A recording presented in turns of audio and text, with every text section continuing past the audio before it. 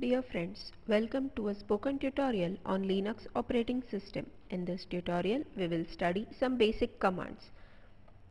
I am using Ubuntu 10.04. We assume that you know how to get started with the Linux operating system. If you are interested, it is available through another spoken tutorial on the website spoken-tutorial.org. In this tutorial, we will see what are commands and what is a command interpreter. Then we will learn about how to find help in Linux using the man command. Now the first question is, what are commands?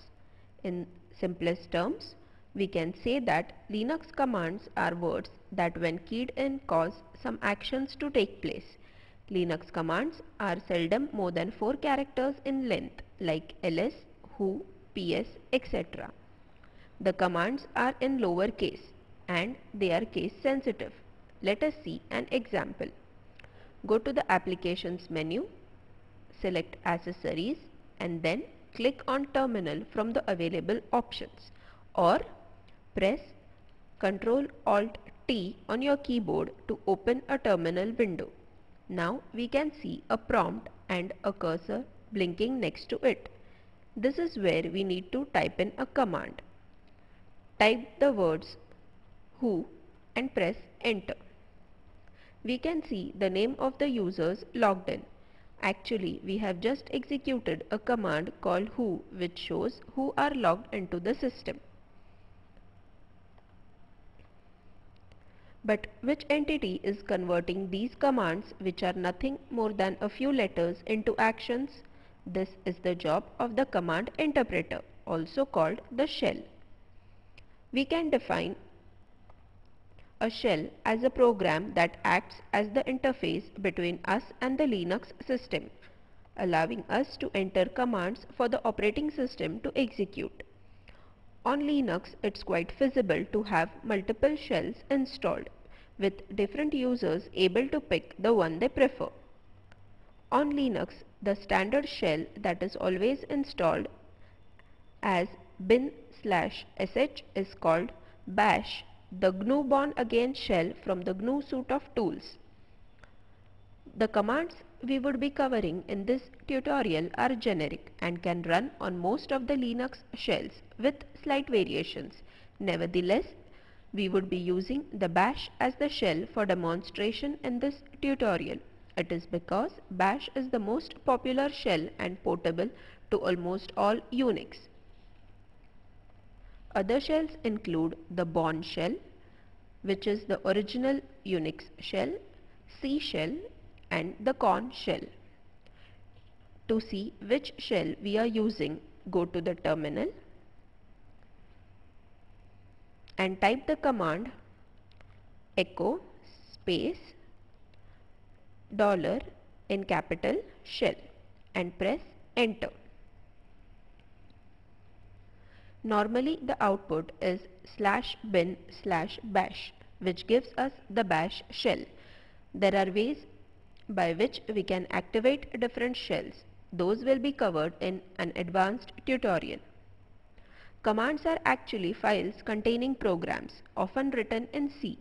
These files are contained in directories. To find out where a command is stored, we can use the type command. Type at the command prompt, type space ps and press enter. This shows that ps is actually a file stored in the /bin directory. When we key in a command at the command prompt, the shell searches for a file matching the command name in a list of directories.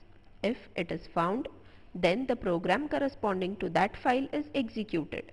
Else, a command not found error is given. The list of directories searched is specified by the path variable, as we will see later. For now, if we want to see this list, just type the command echo space $path in capital and press enter. Talking of commands, there is one important thing that we need to know. Linux commands are of two types, external commands and internal commands. Now, external commands are those which exist as separate files, programs. Most commands in Linux are of this nature. But there are some commands whose implementation is written within the shell and they do not exist as separate files. These are internal commands. The echo command, which we will see later, is in fact an internal command. Go to the terminal and type the command type space echo and press enter. The output shows echo is a shell bulletin. So instead of giving a file name, it shows that the echo command's implementation is internal to the shell. So it is called internal command. Another important thing which we need to understand is the structure of commands. Commands can be of one word or multiple words, separated by white spaces. In the second case, the first word is the actual name of the command while the other words are arguments. Arguments can be options or expressions or file names. A command can perform different tasks depending on the options specified. They are generally preceded by a single or double minus sign called short and long option respectively. Go to the terminal window and type the commands and see their outputs. Type clear to clear the terminal window. Then type ls and press enter. Again type clear and press enter. Type ls space minus a, enter. Type clear to clear the terminal window. Now type ls minus minus all and press enter. Again type clear to clear the terminal.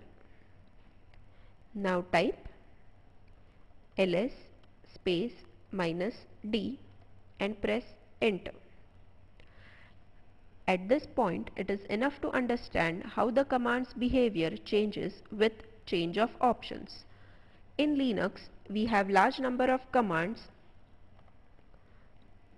each of which have many different options. Commands can also be combined together as we will see later. So, how do we keep so much in mind? In reality, you don't have to. This is because of the excellent online help facility available in Linux. The man command provides documentation on just about every available command on the system.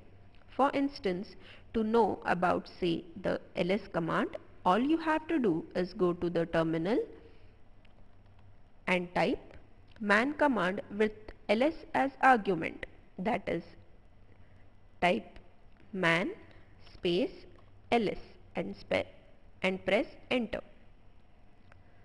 Press Q to come out. Man is system's manual pager. Each argument given to man is normally the name of a program, utility or function. The manual page associated with each of these arguments is then found and displayed. A section, if provided, will direct man to look only in that section of the manual. The default is to search in all the available sections, following a predefined order and to show only the first page found, even if page exists in several sections. You can use man command to know more about the command man itself. Go to the terminal and type man space man and press enter. Press Q to come out. Man command has many options. Here, let me tell the most useful ones. Sometimes we know what we want to do, but we do not know the exact command. Then what can we do? Man provides the -k option, which takes a keyword and returns a list of commands and their brief purpose. For example, create a directory. we may not know the exact command. So, we can go to the command prompt and type man space -k space directories and press enter. Now we can search each of these commands to see what we actually need. The same thing can be achieved using apropos command. Type at the command prompt apropos space directories and press enter to see the output. Sometimes we do not need too much details. We only need to know what a command does. In that case, we can use the what is command or man-f.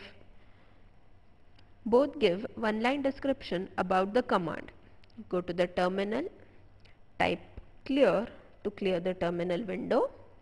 Now type what is space ls and press enter.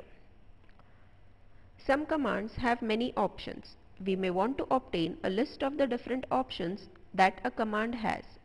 Then we use the --help option. Go to the command prompt and type ls space --help and press enter. I will scroll up so that you can see all the options on this manual page.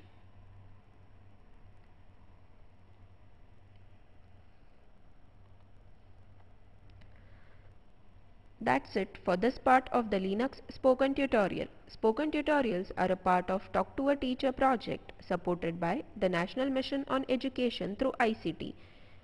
More information on the same is available at the following link. Thanks for joining us. This is Anuradha Amrutkar signing off. Goodbye.